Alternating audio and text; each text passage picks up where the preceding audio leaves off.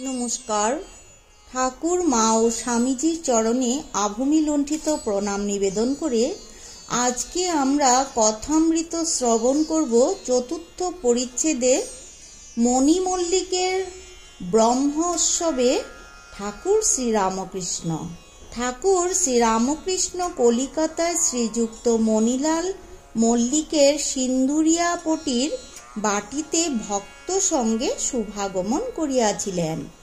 সেখানে ব্রাহ্ম সমাজের প্রতি বছর উৎসব হয়।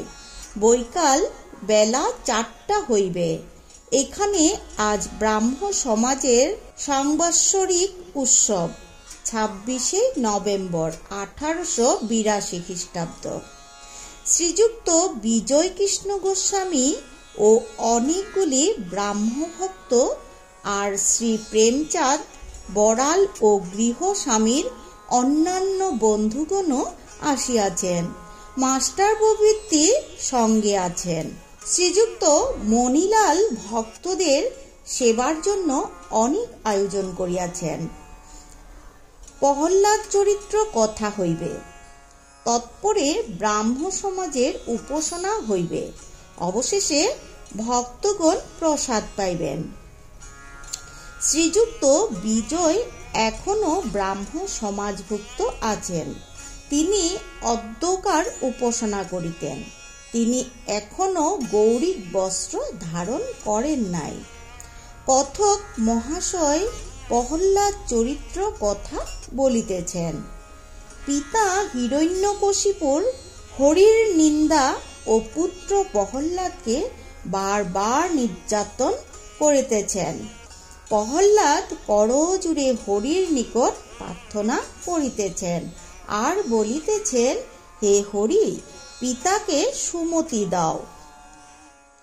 এই প্রহ্লাদ চরিত্রে প্রহ্লাদকে যে তার পিতা হিরণ্যকশিপুর অনেক শাস্তি দিয়েছিলেন আর এই হরিনিন্দা করেছিলেন, তখন বলেছিলেন যে আমার পিতাকে তুমি সুমতি দাও। ঠাকুর শ্রীরামকৃষ্ণ এই কথা শুনিয়া কাঁদিতেছেন। শ্রীযুক্ত বিজয় প্রভৃতি ভক্তেরা ঠাকুরের কাছে বসিয়া আছেন। ঠাকুরের ভাবাবস্থা হইয়াছে।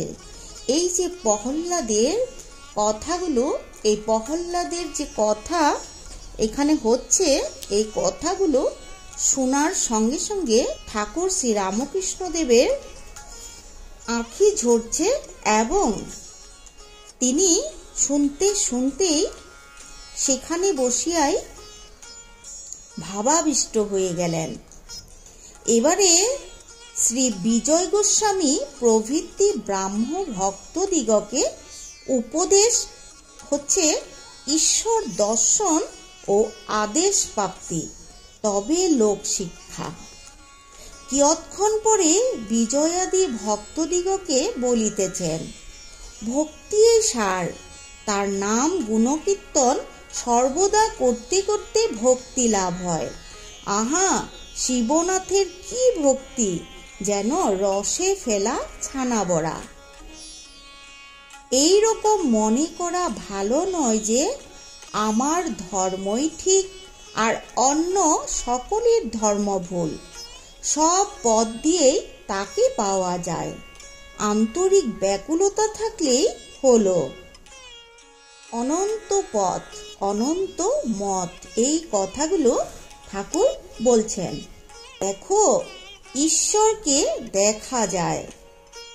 আবাত্ম সগুচর বেদে বলছেন, এর মানে বিষয়াসক্ত মনের অগুচর। বৈষ্ণবচরণ বলতো, তিনি শুদ্ধ মন শুদ্ধ বুদ্ধির গোচর। তাই সাধুসঙ্গ, প্রার্থনা, গুরুর উপদেশ এইসব প্রয়োজন। তবে চিত্ত শুদ্ধি হয়, তবে তার দর্শন হয়।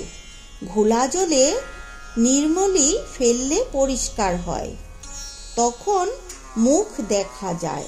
ময়লা আড়াশিতে ও মুখ দেখা যায় না। চিত্ত শুদ্ধির পর ভক্তি লাভ করলে তবে তার কৃপা তাকে দর্শন হয়।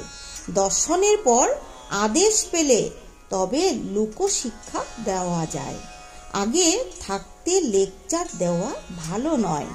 এই কথাগুলো বলার পর একটা গান আছে, ভাবছ কি মন একলা বসে, অনুরাগ বিনে কি চাঁদ গোড় মিলে, মন্দিরে তোর নাইকো মাধব, পদু শাক ফুকে তুই করলি গোল, তাই চামচিকে 11 জনা, দিবানিশি দিচ্ছে থানা।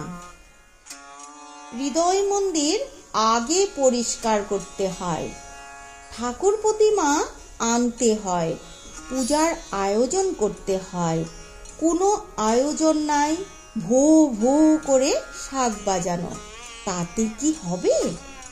এইবার শ্রীযুক্ত বিজয় গোস্বামী বেদিতে বসিয়া ব্রাহ্ম সমাজের পদ্ধতি অনুসারে উপাসনা করিতেছেন। উপাসনান্তে তিনি ঠাকুরের কাছে আসিয়া বসিলেন, বলিলেন না বসিলেন। তখন শ্রী রামকৃষ্ণ বিজয়কে বললেন যে, আচ্ছা তোমরা এত পাপ পাপ বললে কেন? 100 বার আমি পাপী বললে তাই হয়ে যায়, এমন বিশ্বাস করা চাই যে তার নাম করছি। আমার আবার পাপ কি? তিনি আমাদের বাপ মা, তাকে বলো যে পাপ করেছি আর কখনো করব না, আর তার নাম করো, তার নামে সকলেই দেহ মন পবিত্র করো, জিহ্বাকে পবিত্র করো। এই কথাগুলো ঠাকুর রামকৃষ্ণদেব বিজয়কে বললেন। আজকের মতো আমরা এই পর্যন্ত কথামৃত শ্রবণ করলাম। পরবর্তীতে আবার আমরা কথামৃত শ্রবণ করব। তো সকলেই সুস্থ থাকবেন, ভালো থাকবেন। ঠাকুর মা এবং স্বামীজির কাছে আমাদের এই প্রার্থনা, এই স্মরণ মনন করে আজকের মতো এই পর্যন্ত। জয় ঠাকুর, জয় কথামৃতের জয়।